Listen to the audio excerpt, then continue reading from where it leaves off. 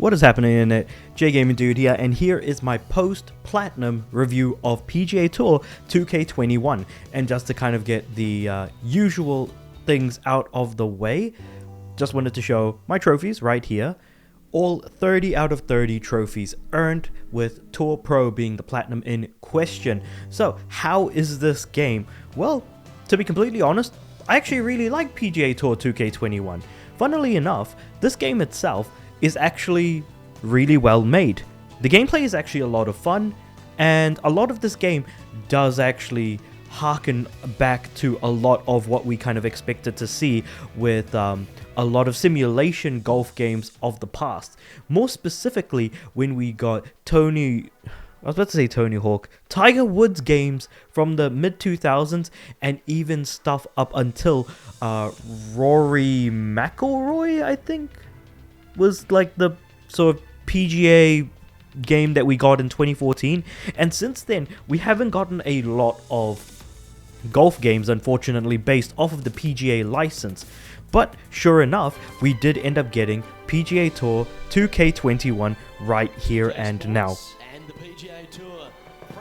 Now, there's a few things that this game does incredibly well.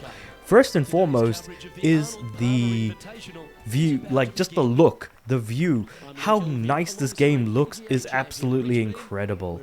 Now, gameplay wise, it's basically what you would expect to see. Hitting the left stick back or the right stick back and then hitting it forward for your hit, rather than more arcade titles that give you that, press the X button, 3 times to manage power, direction, and power, direction, and like spins and things like that. So this is a very, very nice game. It looks incredibly great. It plays really well, and I mean, like I said, just look at how great the green and everything looks here. The gameplay is looking incredibly simple at the moment because you can make the game harder for yourself.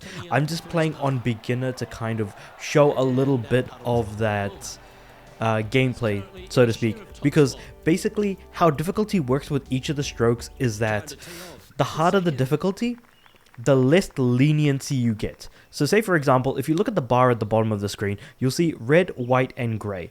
Grey is basically slightly less than usual power, red being slightly more than usual power, but if you hit anywhere on the white area, you'll be hitting exactly the amount of power you're looking at. So in that previous shot, it was 100% power. But the thing is that on harder difficulties, the leniency for like how large that white bar area is completely changed. I used a guide on the green here to show me where the ball is going to go. That is also huge on that's something that you'll use in like sort of beginner and easier difficulties, but of course on harder difficulties you won't have that option either, or the ability to see ahead of you. And just like general, like if you do not hit absolutely straight, then like on the hardest difficulty, legend, the ball will not fly forwards in a straight direction, which is rather unfortunate. But this right now we're looking at is the PGA Tour. So what does the PGA Tour mode have? Basically, it's a career mode where you work your way through multiple different cups. There's about 43 of them, I think, something along those lines. I think it was 42, 43 cups. You work your way through, and then when you finish the PGA Tour, it basically restarts. Now, in between the PGA Tour, you will also see shots being done by your rival. You'll have a total of 12 rivals to play against, and of course, the better you do in a game, the more points you get against your rival. Now, what are these points? How do you get these points? Basically, you need to just win a round without getting a single bogey, things like that. Getting a better best score in a single hole against your rival. So if your rival gets like a birdie, you need to get an eagle or better to get that point. And you'll need around as little as 5-7 points for a single rival, to as much as the final rival where you have to get around 35 points. So it's a fun game.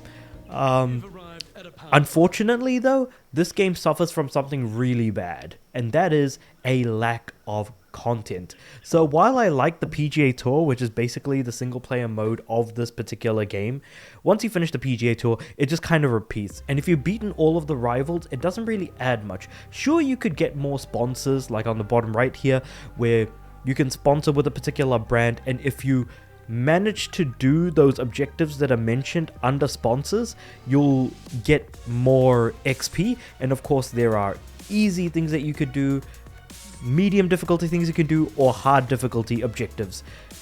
And I normally went for hard just because I got so much more experience out of doing those experience points that I get from doing those particular objectives that I mentioned. And sure, you could keep doing that and playing through all the different, cups that are available as part of the schedule, but eventually that's going to run thin because the gameplay is just that. It is just golf. Had PGA Tour been something more along the lines of like a single player story mode for your character to be the sort of amateur golfer that's playing at local clubs, slowly making their way towards the PGA Tour, would have been absolutely magnanimous. I would have absolutely loved something like that. So PGA Tour Korea is good, but I feel like there's a lot of improvements that could have been made in this particular game. Outside of the PGA Tour Korea, which requires an internet connection to even be able to play, you've got stuff like a My Player, which is basically the player that you create, that you play as. The thing about the My Player mode, though, is that it just exists as more of a vanity thing, and that's kind of why I meant by if the career mode was more focused on you, the player, it would probably be a hell of a lot more beneficial. Divot Derby is just hitting shots as fast as you can. Sure, that's a fun mode, but I never really touched onto it that much. I did play it a little bit, but it kind of got old very quickly. And then beyond doing the PGA Tour, you can also do local or online matches.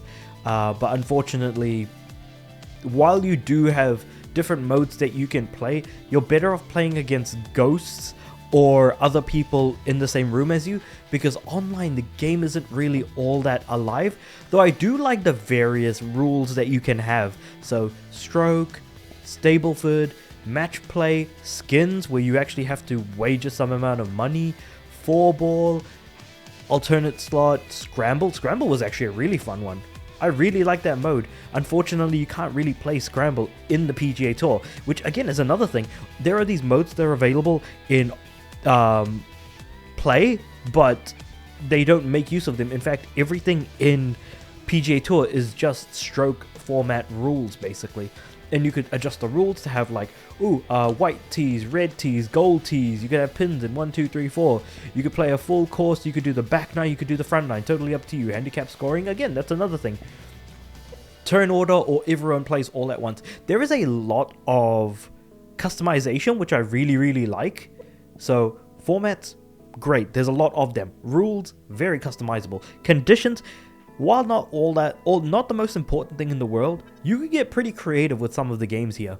So I guess while local match is pretty good for the most part, it can get old fairly quickly unless you have people to play with locally. And of course the same rules apply matchmaking, private match, and whatever have you. Though unfortunately the servers are going to be shutting down, which is why I've done the platinum for this game. Unfortunate to say the least. And online societies, keeping in mind that this game was also developed by the same guys who did the Golf Club, so the online societies work the same way as they do in the Golf Club 2 and the Golf Club 2019. And of course training just for practicing your shots, learning how the game works, and is easily the first thing that you'll do. And of course you can create your own courses, publish them, and whatever have you. So for them, and you can actually import courses from the Golf Club 2019, which is actually pretty cool. I did not notice that until just now as I'm doing the review. So all in all, I guess content wise, you've basically got course creator and designer. You've got the PGA Tour, which is the main offline mode, though again I kind of wish it was a bit better by focusing on you, the character. You've got a local match mode, which is basically very creative and very well done. Divot Derby is fine for what it is, and a My Player that doesn't get utilized all that well. So I think all in all, really, I did have a good time with this game. It was quite a bit of fun, and it did get a little bit grindy at the end, trophy-wise, when I had to finish beating the last couple of rivals that were placed in front of me. But all in all, I think that this is a good game, a good time, and while it's a little light on the content side, or how I would have liked certain things to have turned out, like for example the PGA Tour, or if they could have gotten a little bit more creative or added more control like methods as well. I was thinking about, like, you know, pressing X 3 times for each of, like, you know, like you'd see in arcade modes.